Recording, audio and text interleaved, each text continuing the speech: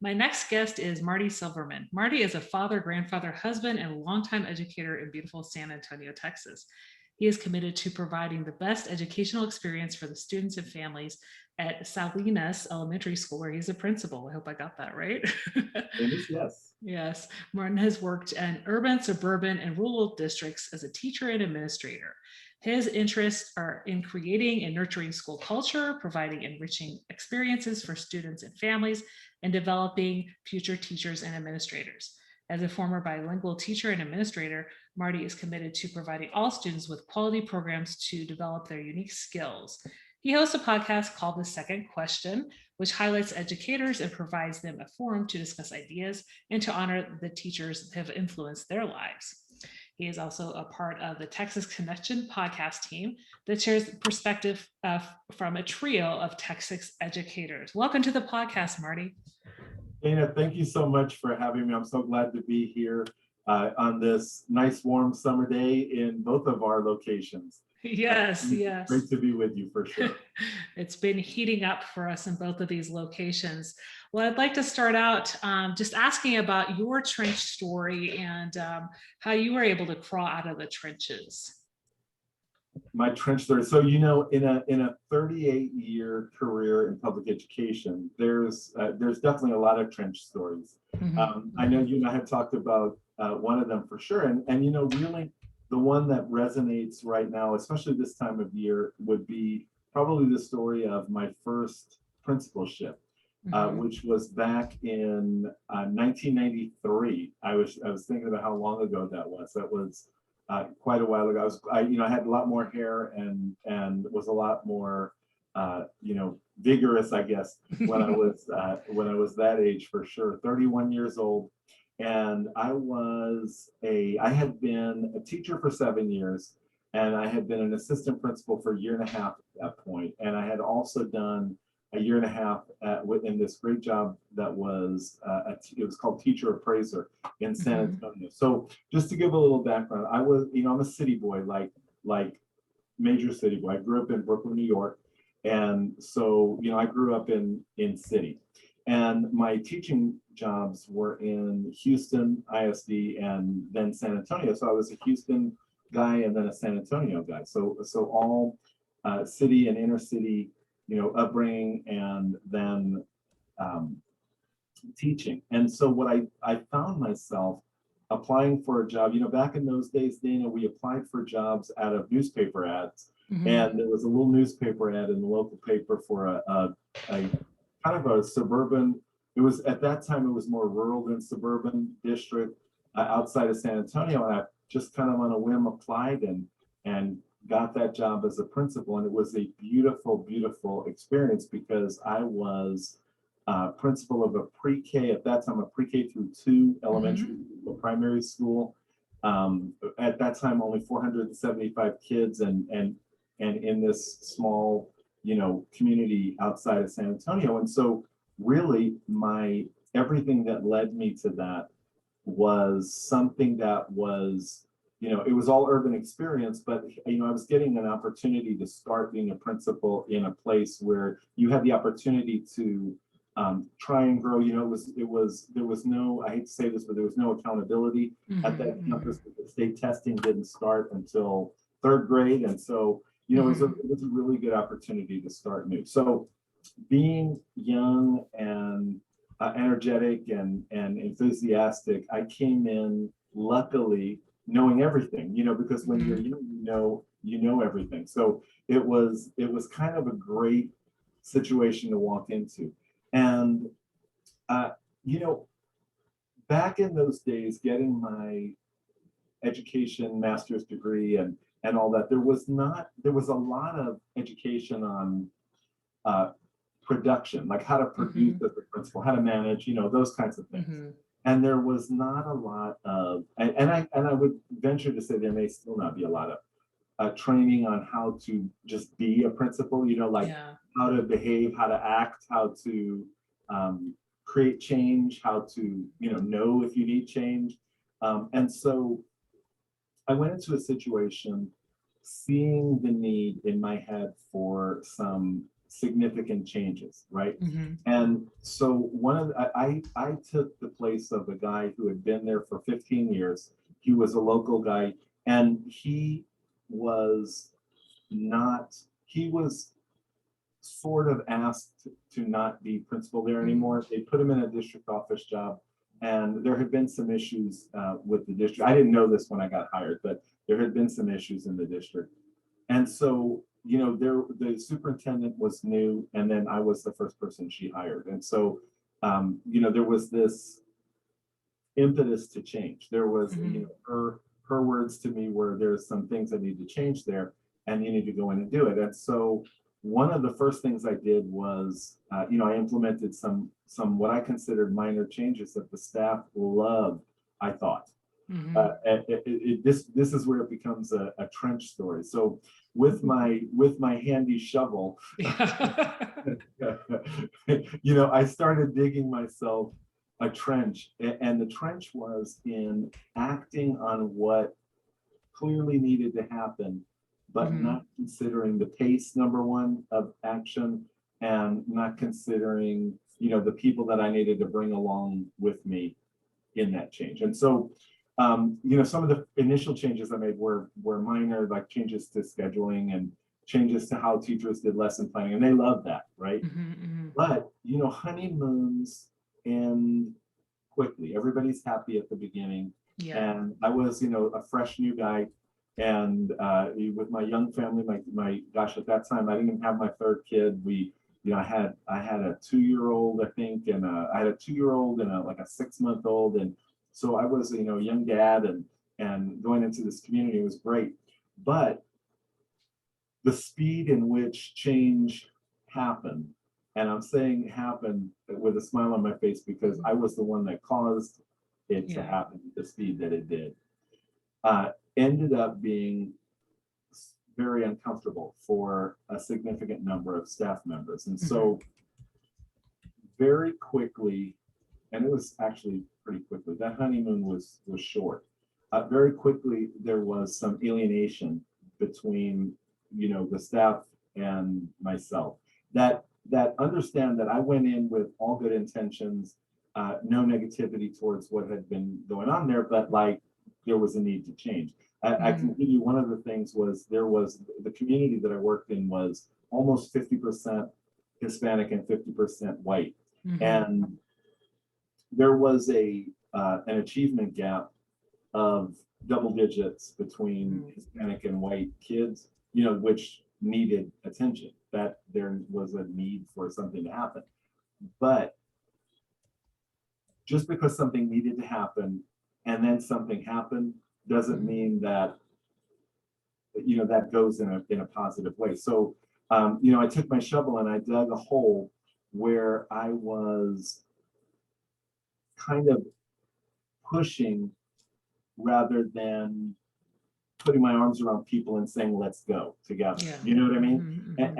And I think that what I learned was the district did a survey about mid-year into my first year. And I was shocked at the response to the survey because there were so many negative comments, and I went in enthusiastically and happy, and I was still happy even then. I was not upset with myself, but what I learned was I needed to be upset with myself at that time. I was creating a place and a space of lack of trust, of assuming sometimes the worst of people when they also, I learned, were doing the best that they knew how to do. Yeah. And I didn't teach them to do better. I just was like, no, this is what you need to do. Being a manager. So, yes. Oh my gosh, for sure. And nothing that I was asking them to do was wrong. Exactly. It was just the way that I was going about doing it that was wrong. And so I ended up spending 5 years at that campus, and ultimately, winning back the trust and the of people who initially wanted me to come and do a good job, but were unhappy with the job that I was doing. So it took me, I had to dig myself out of the hole that I firmly, did myself. I take complete responsibility for having done it the way that I did it. And so definitely that was an eye-opening and sobering moment. Well, I think that goes a long way when a survey is conducted, right? And a lot of people are afraid to tell their boss, right, what they think of them. And when you could do an anonymous survey, you were able to have your eyes opened to what the staff thought about what was happening, and things changed. Absolutely. That how you were handling things. And I will give myself this credit, if I may. I took the survey results not as a personal attack, but as people communicating with me in a way that they needed to communicate with me, but weren't communicating with me at the time. And so I didn't fall apart from it. I used the information to learn from it for sure. That was definitely my goal and what I did. And I will say this too. I initially one of the biggest lessons that I learned from that survey initially was, I went to bed every night knowing that I was doing the best job that I could, even though, I was doing the right thing. I shouldn't say Yeah. I was obviously not doing the best job that I could, but I was doing the right thing. And, it occurred to me that after seeing the survey that the people that wrote negative comments were also going to bed thinking that they had done the right thing. So we were all kind of in the same space, spirit, with our spirits towards the school. It's just that we were not doing the work, going in the same. It's your typical the rowboat being rowed in all different directions, and so we were not going to make any progress until we all got going in the same direction. Yeah, that's a good analogy, point to make. You also told me a little bit about another story that had to do with the school being burned down by arson. That Yes. was something a lot of people don't experience. Yes. And so after 5 years at my first principalship, I decided we at that time, my wife and I are not from San Antonio originally, so we didn't have strong, ties that we had to be here. And so we were thinking about moving somewhere else, right? We were going to go somewhere else in the country. But we ended up staying local, and I took a job as a principal in a large district, the one that I'm in right now, 23 years later. And I was hired as an elementary principal at this school. And I was hired in about May. And in July, the school was torched, arson, burned, almost completely destroyed by some local teenagers, And it was terrible. So I got a call. And again, this is before cell phones, before this was 1998. So before cell phones, we had luckily a answering machine that you could remotely call into. We were actually out of town and called into the machine, happily wondering what messages were there. And I got a message that the school had burned down. And so that was a school that had been, it was really interesting because the person that had been principal before me was a brilliant woman who only left, and she loved that school. And she only left because her husband was a superintendent and got a job in a different part of the state. And so she moved with him. And the teachers adored her. And, I was very respectful. I had learned my lesson about trying to change things, right? In a way, there were some things that needed to happen, but one of the things that she had done to the staff, I believe unwittingly, was she had made them powerless, not on purpose. Her philosophy was, I'm going to do everything I can do for the teachers so that they can concentrate on instruction. But in doing that, what ended up happening was the teachers were powerless once this fire happened, and there were decisions that had to be made that were logistic what happened immediately was our students and staff were divided over 4 different campuses in the district. And so my first year job was to travel, 4 different campuses to visit my kids, to administer, I guess, my kids. while they were building, the district quickly purchased the property next to my school and built the new school on that property. And so they were building the school while during my first year, and it actually ended up being built. It was completed so that my second year there I could move into it. But there was a big disconnect by my need for people to be able to empower themselves to do some things, and their ability to empower themselves and do some things. And so we started off kind of on the wrong foot in that school. It wasn't really that we weren't all in the same philosophy in place. It was that the skills that the staff needed to move forward were not present. So there was, and then they were dealing with a fire. I mean, you can almost make a comparison to now where people were asked to do things that they didn't normally do. You know, this was almost sort of pandemic-y in that they were put in a position that was, you know, completely out of their control and forced to do things in a different way, and then had issues because they didn't have the skills to do it. And so my philosophy, you know, has always been kind of like, snap out of it and let's just, like, we can't change this, so let's, you know, this is what we have and let's move forward. But I had to work with people a lot to get them to that space. And so I was there for 4 years, and in my 4th year there, I had amassed this group of teachers on a certain grade level that did not get along at all. They argued, they you know, they had a hard time working together. As people, they sort of got along, but as colleagues, they didn't get along very well at all. And so there were issues. And so our state accountability system this was a pre-K 5 school. And so, you know, this had accountability, you know. This was the last year of one of our state tests before they switched it over to the next one. And that grade level was the grade level that gave the writing test. It was the only grade level in the school that gave writing. So every grade, you know, that the 3rd, 4th, 5th gave reading, 3rd, 4th, 5th grade gave math, but only 4th gave writing and only 5th grade gave science. And that's still how it is today. And so on the 4th grade writing test, there was one subgroup that scored below standard. And that at that time, that's all you needed for the whole school to be rated low performing. So here we were now, a low performing school with a group that had personality issues that, had I intervened and addressed in some kind of way, maybe would have been able to pull together. So there I was again with my shovel, right?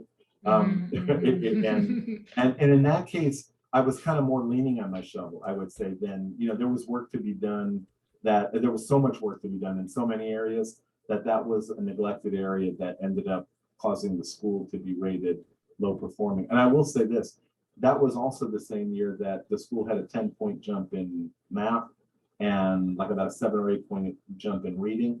But because of one subgroup in one grade level at that time, at that accountability system, the whole school was now rated low performing.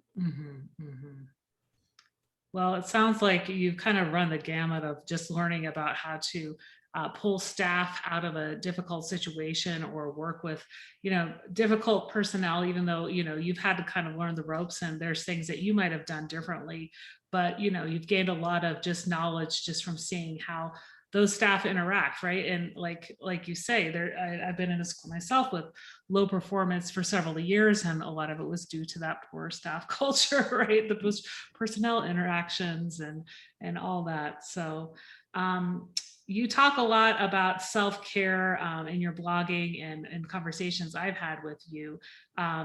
But you know, you talked about how a lot of time we're conditioned to achieve and just kind of keep plowing through. You know, you've been in administration for a long time, but a lot of admin suffer from imposter syndrome. So how would you advise those administrators, especially those that kind of just plowed through, the ranks and moved up into administration at a relatively young age? That's a great question, and I do see that a lot, Dana, from colleagues and just people I've known and helped mentor over the years. And it's kind of funny that you say that, because I think I may even had that conversation today with a new assistant principal. So about that I used to work with as a teacher, and the thing is that there needs to be one of the things I've learned. I almost said learned growing up, but I'm going to say growing up as an educator. So in that in that frame of reference is that what often happens to educators, especially people who are on their way somewhere, who are trying to move maybe to a different position that they consider to be like moving up position, is that you forget that your identity, who you are, is not what you do, right? And so my advice is always for people to center their identity first. Who are you? What are the things that truly matter to you? They should be your family, your community, those kinds of things, because those things don't go away. Your job could change, tomorrow. You can get a job tomorrow. You could lose a job tomorrow. An organization could change. If you're in a school district, change superintendents who may have a different direction for you.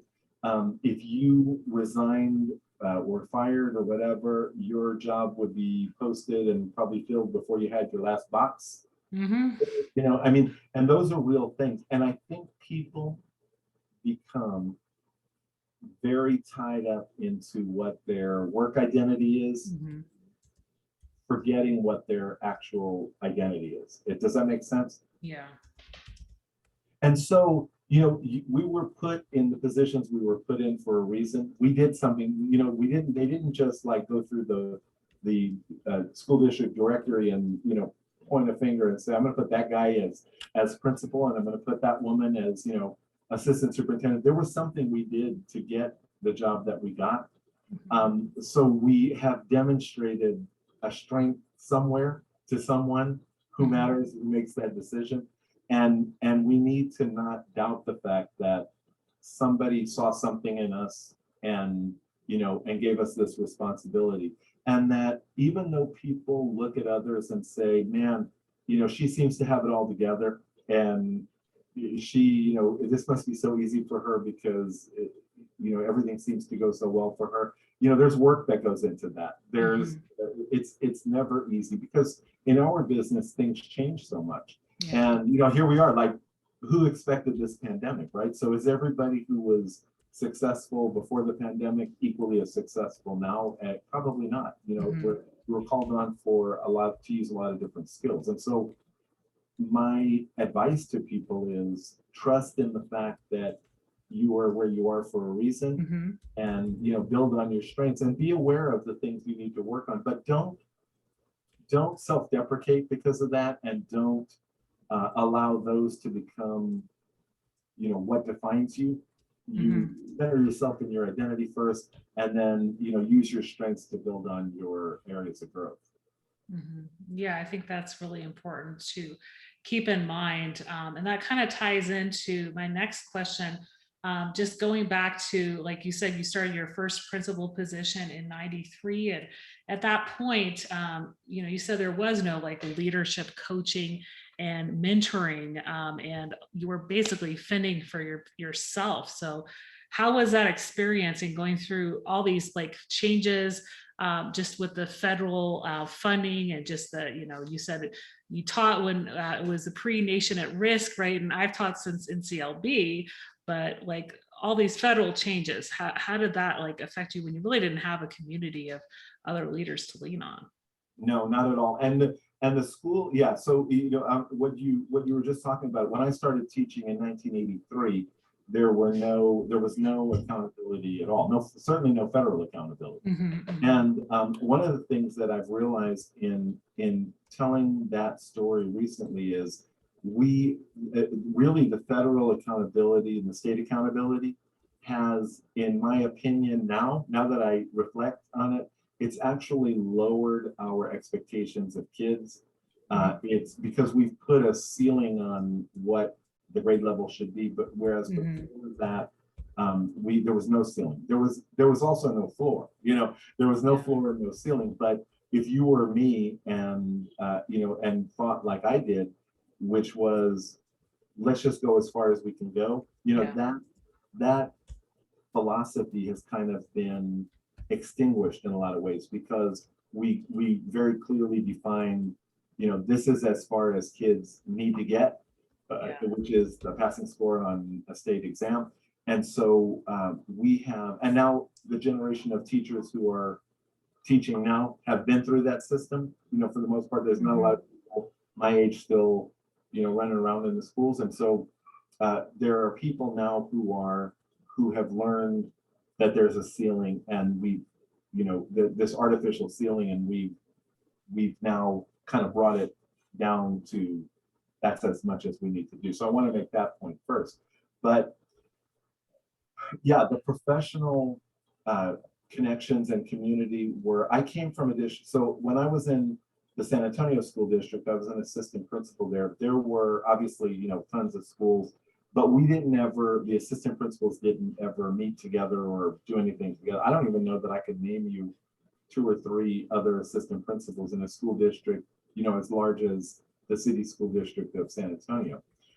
Because that wasn't considered to be something important, I guess. PD at that time, and the secret is it hasn't changed much. Is a lot of being talked at and being trained at, and the expectation that everybody's at level 1 of everything. And so whenever somebody comes in, you're trained at level 1, no matter where you really are. Every first grade teacher has to go to this training, whether you've been teaching, this is your first year teaching first grade or your 30th year teaching first grade. There's no consideration for that. And that's simply economy of scale, I believe. It's just easier to do that. I'll hire this person to teach the first grade teachers to do X, and I'm going to assume that they all know the same thing. Just like you would not do with kids. You wouldn't ever say, I expect every one of my students to be at X, and so I'm going to whole group teach little kids all day. And we tend to be our own worst enemies, don't we?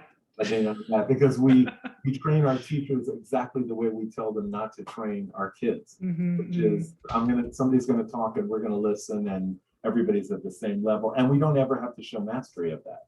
So there was no expectation of professional learning that was geared to what the needs of the actual leader was. Just like I think now there's more of that, but there wasn't. So when I became principal the first time in a small district, it was a 4-school district, a primary, an intermediate, a junior high, and a high school. So I didn't have another me in that district to bounce ideas off of, or I want to try this. What do you think of this? Because nobody else had pre-K, K1, 2 at that time. And so what I ended up doing was, because I am a social person, there were a bunch of little school districts around me, and so I emailed, I think we had email by then, I emailed the principals of these other schools and said, hey, would you guys like to ever go to lunch together? And we all do the same thing in this county and environment. Do you want to ever meet and do that? And so we did that. We met probably 3, 4, 5 times over a couple of years to commiserate with each other. There was a little bit of that, which is okay. And also, hey, what are you doing about this? And how are you handling this? And it was enlightening. Some of us were new and young, and some of us had been there and had the wisdom of having had the experiences. And so my long answer to your short question was, you at that time had to create your own if you knew that you needed that, and luckily I knew I needed it. Yeah, it's great that you reached out and, just connecting with people, locally, through conferences or through, other means. I mean, that, um, I was teaching before, we had Twitter and, all these other connections that a lot of us are connecting through now. And, a lot of that was just getting to know people through emailing, somebody else in the district, right? As a world language department chair, my first time, we were looking at new curriculum. So it was, just through that email. And, we didn't really get to meet too much. It wasn't set up as, professional development for that content level. So yeah, I think you kind of just have to take control of the situation a lot of the time when you want that professional learning, or, want to just bounce ideas off of other professionals that are in your position. Um, I would like to ask a little bit about some of your blogging that you've done recently. We're both Teach Better Team bloggers, and kind of how ideas come to you. And you told me about a post that was recently published called Cool of June Thinking. Tell me about that. Yes, and so the blogging has been, I am a person between the blogging and the podcasts, this is like that's all my wheelhouse, because I have a teacher that told me one time, we and I were talking about it, and we determined that I have gallons of words, right? I have I have all these words that need to spill out. And the pandemic was a huge impetus to that, because one of the things before pandemic was, so we'll call it BP, right? In the era BP, um, I was, like most of us, in a constant doing mode, action mode, a very little reflective mode, but very much action mode. And that's just how it was, and that's how it was. And so the pandemic forced all of us in education to slow down and take a look and do some reflection. And we suddenly had time and space to do that. And so, I always use the analogy of, and this is me, so I'm gonna, of course, extrapolate this out to everybody. So we're like a toothpaste tube, right? Where we get squeezed, Yeah. and it's got to come out, right? It's got to come out Yeah. somewhere. So when the cap was open, when things were normal, it just came out normal. But then the cap was shut, right? And the tube is still squeezed, so it's got to come out somewhere. So for me, the way it came out was in writing down some of my stories in this wonderful Teach Better Team blog environment. I saw something in and this just started happening like maybe spring break-ish, a little bit before that this year. So just this, early spring, late winter. I had seen something on Twitter from one of our Teach Better colleagues, and it was talking about like encouraging, I think it was probably Lydia, who was encouraging, because she's so encouraging and wonderful. She was encouraging somebody to, put their thoughts down and, hey, why don't you consider being, it wasn't me she was addressing, but why don't you consider being a guest blogger? And so I was like, I have a lot of gallons of words that want to come out. And so maybe I could start writing down some of these stories and kind of organizing them into something that somebody may find useful.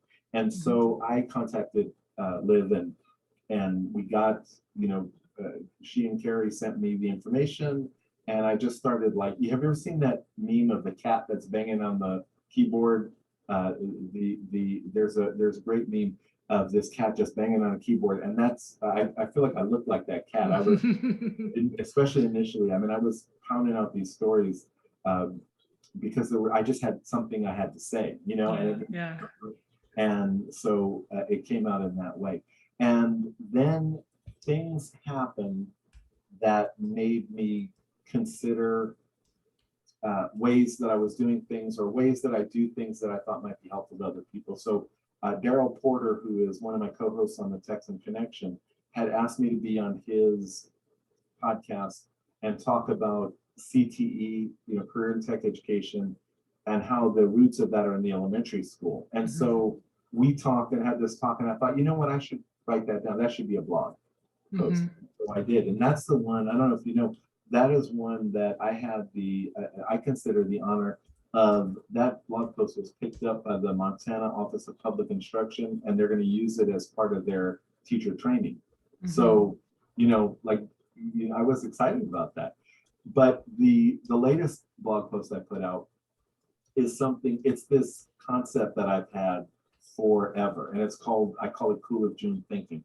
And it was funny because I have a new assistant principal this year after having had the same one for 5 years. And he and I are super close friends, the one that I had for 5 years, as I am with the one that I have now.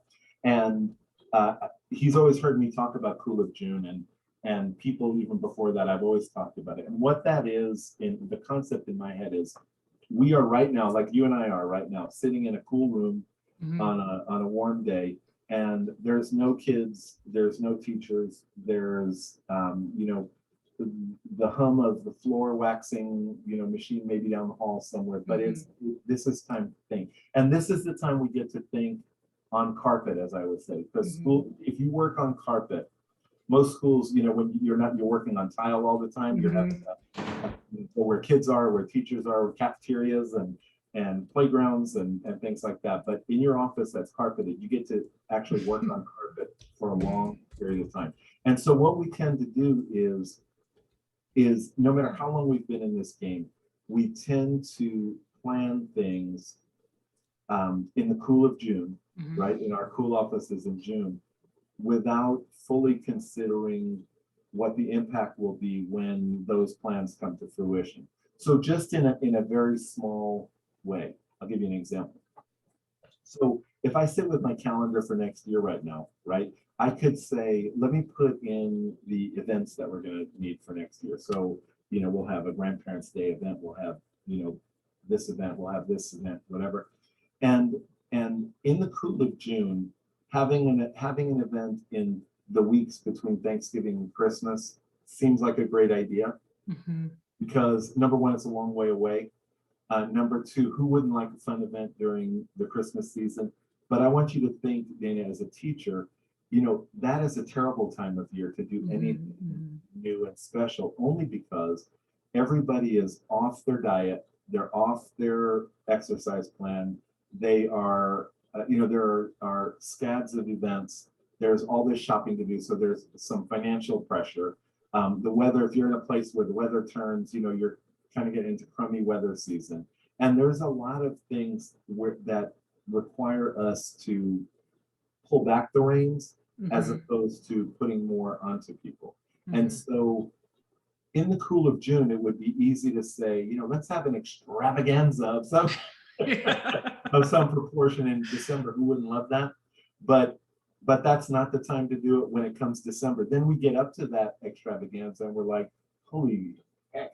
I mean, like, this is, nobody feels like doing it. Everybody's crabby, all that kind of thing. And so what I caution in that blog is to rethink how we plan in the cool of June, and really consider, just like we want our teachers to do for our students, really consider what the needs of our staff and community are. They don't need one more thing to do when they've already got a full plate. Yeah, and it's hard to remember that, as you said, when the building's empty and the staff and the students are gone. Right? Sure, for sure. Yeah, I'll definitely link that blog post in the show notes. I wanted to ask you a little bit about your videos that you've been recording, I think, since December, with just different colleagues and connections that you have, just reading stories for the kids at your school. So thank you for asking about that, because I just can't stop smiling when I look at the visual in my school, which, all the other bulletin boards have been taken down, but that one is still up because I can't not look at it as much as I do. So I had decided right the week before Christmas, during our Christmas break, to read a story on Facebook Live to my students. I just made it available on our school Facebook page, and I was like, hey, I'm going to read a Christmas story. Mrs. Silverman's going to read a Christmas story on Facebook Live, hop on and watch. And so as I was reading the story, I was thinking, what would be neat is it would be great to have them here, the students here, other voices from other places, Mhm. and connect with some people who are, I want experiences for my kids and my families that broaden them as much as possible. That's huge to me. And so I thought, wouldn't it be cool if I could get some volunteers who live, now that we can use this medium here, like we're doing right now. You're in Colorado and I'm in San Antonio, Texas, and here we are in the same room, now that we can do that, why don't we make that an advantage and have volunteers read? So I put out, at that time, I was not part of Teach Better yet, but I was part of a Facebook group called Men in Education. And I put out to them, I was like, does anybody want to do this? And I was floored with the response. Wow. And then as I became a Teach Better, the admin mastermind, and I put the word out to that group as well and got even more response. And so what it ended up being was a weekly Wednesday evening show, I'm going to call it. We called it Stories for Salinas from Near and Far. And I had volunteers from, Livia in British Columbia, Brad Hughes in Ontario, and I had, people from New York, people that I've known, that I've worked with, people that I was meeting for the first time on this, in that situation. Just a bunch of people who you and I both know who volunteered to read from east to west coast, And what I did was I put a big map of the United States, and luckily the part of Canada where Brad and Liv are, also are on that map. And as somebody was going to read, I put a pin where they were with a little picture of the book that they were reading, and then a picture of them and some information, kind of off to the side. And so it was, the kids started seeing every week as the map grew, it got more full. They started thinking about the places and asking about the places. And, I had 2 readers from Montana, and they were like, it just, that's so different.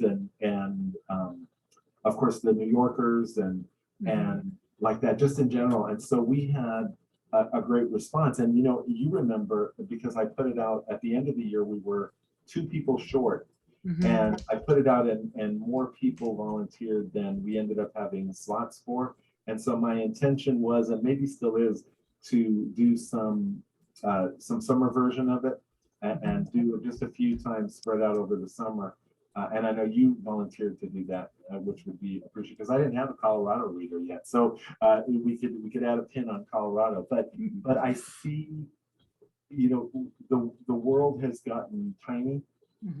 The connections that we make, and now that we've been forced to make connections globally, it's even more tiny. So if anything good has come out of this time, as we've become much more adept at connecting with people who are far away. It's not weird anymore to do this. Do you remember your first Zooms were weird, and it was uncomfortable, and it just didn't seem right. And now it's like every day, And so it's not unusual to have a colleague in a faraway place and visually see each other and have conversations. And so we've actually made the world even smaller.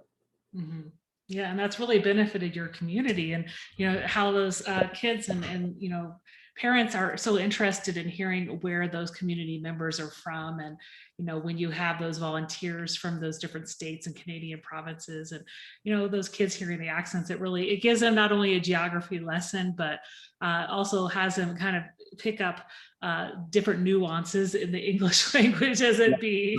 Different accents and also the different sensibilities, the way that people choose their, what books they choose and why.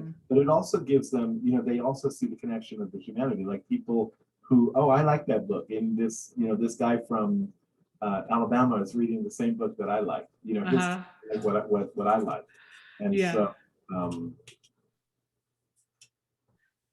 I think that's such a great idea, and I hope that that's an idea that some other, at least elementary school principals, can take to heart and maybe start something on their own. I mean, to have something Wednesday nights, even though we're going to be mostly all in person this upcoming school year, I think that's just a treat for those kids, right? Especially around bedtime, right? To Absolutely. hear these And the guests. recording stays so that they can listen to it later. Like what I found out later, I didn't realize it at the time, was some of the readers even told me, I go to the school's Facebook and I'll show my own kids, some of the stories from a couple of weeks ago.